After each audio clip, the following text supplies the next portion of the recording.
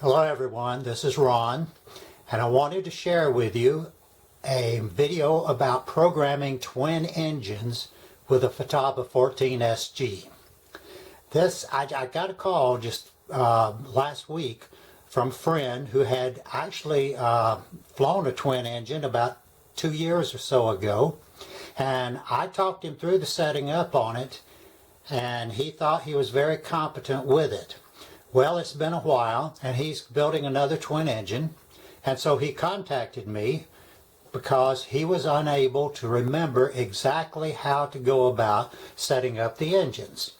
So I just wanted to go ahead and make a video about this and share it with you, because I know there's a lot of people that are thinking about twins or are about to get a twin engine. They've already decided, but they never have gotten into this aspect of the programming.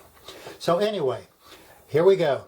The transmitter at this point should have the model memory, or the model actually set up. I always use the wing, 2 ailerons, 2 flaps, and I'm using it on this also with telemetry on, mainly because most of the planes that have twin engines are going to be a little bit more complicated. Majority of them, they're going to be scale models.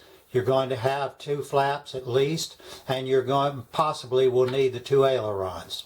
So anyway, you should have your binding complete. Both engines should have servos already mounted, arms positioned identically, endpoints set the same. Throttle linkages should be identical. There's no way that I can overemphasize this. Without the throttle linkages being set up identical, you're going to have a different geometry at your throttle. You have to have both of them set up identically. And it's recommended, and I'm going to throw this out here, that no solid wire rods are run all the way on the throttle, but use a nylon type setup. This will prevent any kind of noise, electrical noise, coming from your electronic ignition or from your servos up front, any kind of metal to metal contact, that type of a thing. So, what are our goals? 1, the throttles for both engines have to be identical throughout the throttle range. They should idle together. They should have the same high-end RPM, and they should transition together. Your midpoint on your throttle should match within about 300 RPM anyway. Same thing with the high end. Both engines should follow both the throttle stick and the trim movements. The left side engine should be adjusted to start with. Just imagine you're setting up a single engine aircraft, and go ahead and adjust it just as if you were. You want the consistent idle or reliable idle, consistent acceleration. You want a strong top end on that engine. Then your right side engine, you're going to have to match the RPMs, and there will be some slight adjustments to it in order to get your trim, your idle RPM and your top end exactly the same. But the right side engine should have a separate trim adjustment. I've got right side slider set up on here, and that to me is one of the best ways of doing it, because it's in a position to where you're not going to be accidentally hitting it or moving it inadvertently. You want to be able to match these engines, idle, transition, and top end. Remember, the slider, right side slider, will affect only the right side engine. Both engines should have the same idle, midpoint, top end. Like I say, I want to emphasize that. Yes, you can get away with about 300 RPM on the transition at the midpoint. You can also get away with around 300, possibly even 500 on the top end. But you want to get those moving together in the transition. If they are accelerating at different rates, you're going to have a hard time with it on the runway. Both engines should have the identical acceleration. If you're using glow engines, use a twin onboard glow driver. I have built a number of twins that had glow engines on them. The first one that I built, I did not use a glow driver on it, and I lost that plane as a result of the engine loading up and cutting off on me.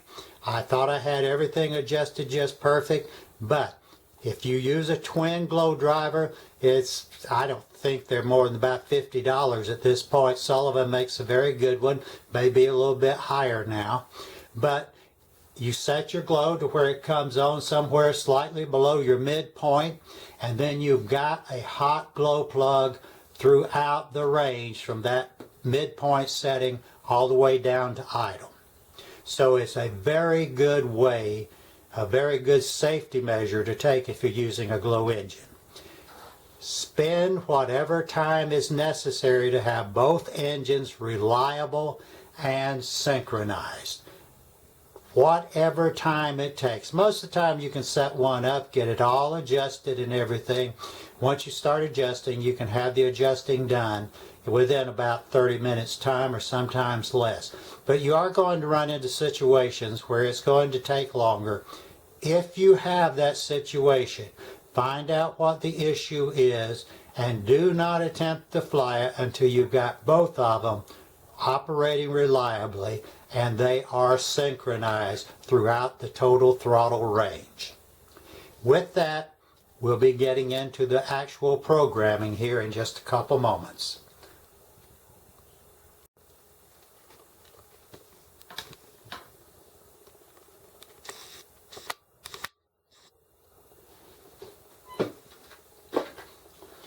All right, everyone. You're looking at the flow chart that's going to take you through every step that we're going to be doing with our radio as we set this up. I've mentioned this every time I make a video, but all the printed materials that we use with these videos, including the flow chart, will be available to you in with a download link that will be in the actual description for the video right below the video. So the printed material will be available for your download if you so desire in a JPG format, and then you can have it for reference anytime that you want to take a look at it. If you kind of forget about this 6 months later something, you'll be able to pull it back up and go ahead and just follow it through and do your programming. With that, we're going to get the radio out and we will be doing the programming itself.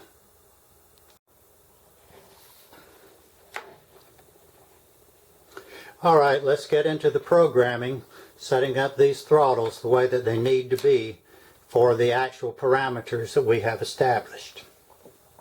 First thing we're going to do is go into the link menu. Then with this link menu, we're just going to scroll right on down and select our function. Now then, I want you to look, the throttle set up for J3, which is our throttle stick, and T3 for our trim. What we're wanting to do is set up another throttle. But we're not going to call it throttle this time. We're going in, now you can select anything you want here. I've already got this one selected, but you can continue right on down and change this to anything you want it to be. We do not want to use throttle again because then we will not be able to separate the actions on this. So what I'm going to do is go right down till I find the auxiliary 3, and aux 3 is what I'm choosing to use. It's channel 7, aux 3. Alright, now then, we want aux 3 to actually follow our throttle stick. So what we're going to do here is going across and we're going to select it. Very same thing that we had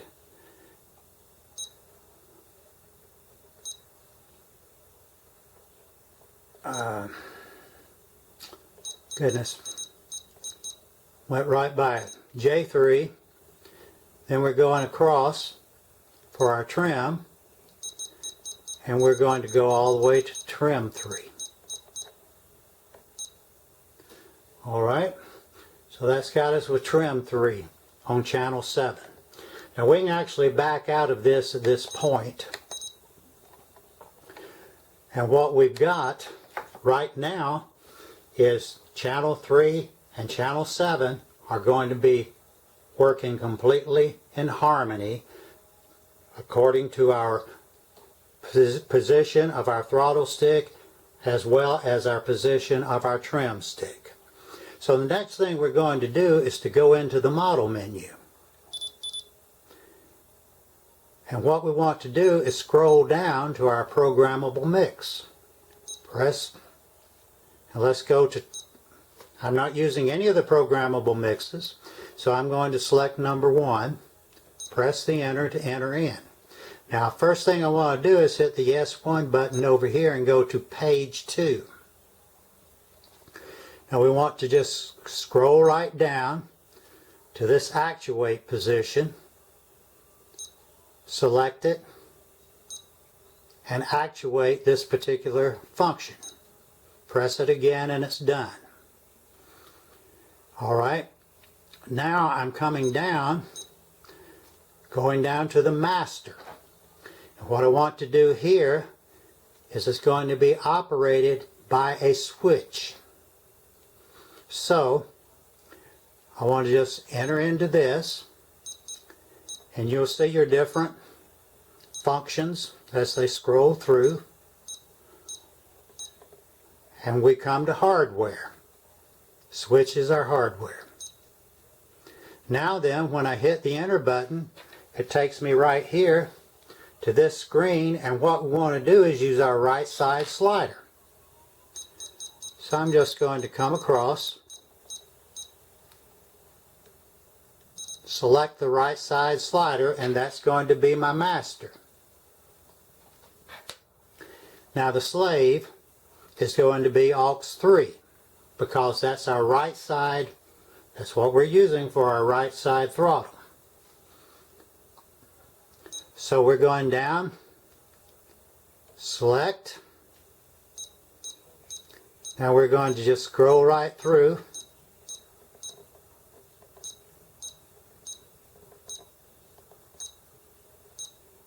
Aux 3, select it. Now then, that's got the switch actually selected for us. So let's just back out of that just a little bit. Well, no, actually we don't want to back out. What we want to do is go back to page 1. Now then, we're on page 1. You've got various settings on here. What we're wanting to do, you've got your top 2 positions here, and that's going to determine the amount of offset that we're going to put in here on the left side or on the right side. So what we're going to do is we're going down to the first position and we're going to select 30. Why are we selecting 30? Because that's the normal setting on all of your trim in your model menu. I select 30, then I scroll right down to the next one. We're going to do the same thing. Now look what's happened. This is showing us our actual offset here. Now I'm going to go ahead and select 30 one more time.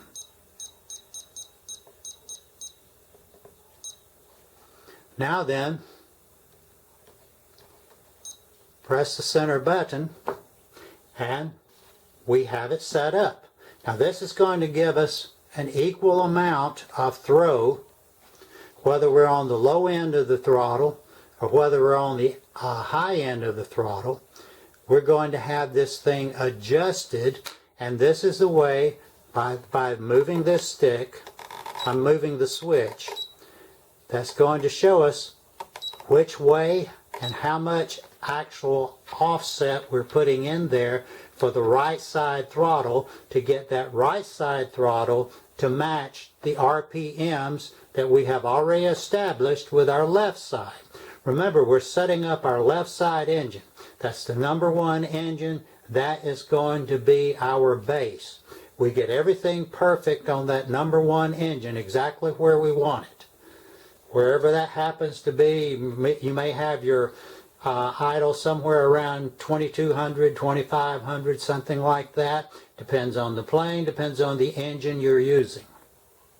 But then you've already checked at this point, because remember, the first thing was to set up your number one engine as if it was the only engine. So we've already got our RPM set for the high end. It may be somewhere around 6,000, 6,500, once again depending on the engine. And then you check it on the mid-range. Whatever your mid-range, just move your throttle right straight up to the mid-range, halfway point. You check your RPM. Then that mid-point, as well as the idle and the full throttle position, you want to duplicate with your right engine.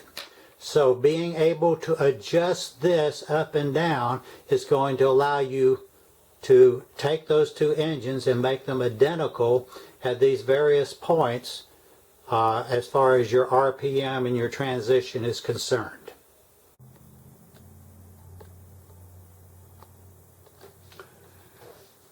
Now here I've made a little mock-up to just demonstrate to you exactly what we have with the programming that we've done. You'll notice I've got just a 8-channel transmit receiver, 2 servos, battery pack, and a switch. So I hope you'll be able to tell a little bit better about this. One thing you'll notice here, hope you can see it all right, the background is not real good for these servos. But anyway, you'll notice that both arms are facing the same direction.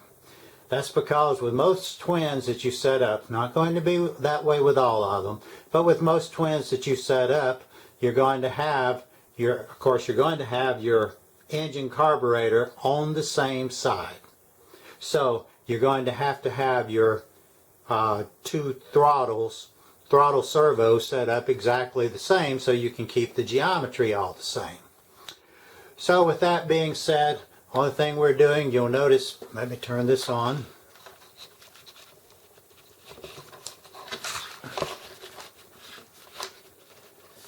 You'll notice here, we've got our 2 servos completely in cadence with each other. I've got it in the neutral, mid-range. So you'll notice that the arms are pretty well lined up, so everything's going to be basically the same as long as we've got our linkages the same. Now then, both are moving with the throttle stick. Now as I do trim, you'll notice that both of them are moving with the trim. Then when I come over to the slider, you'll notice only the right one is moving with the slider. So that is exactly what we wanted. Have the 2 of them moving together and yet being able to go ahead and trim the right side engine by itself to where we can get the RPM and the acceleration to match between the 2 engines. So this just to give you a little bit of idea of how to accomplish it. I hope this is going to be a help to you. We will have the printed materials available for you. Thank you for watching. Have a good day.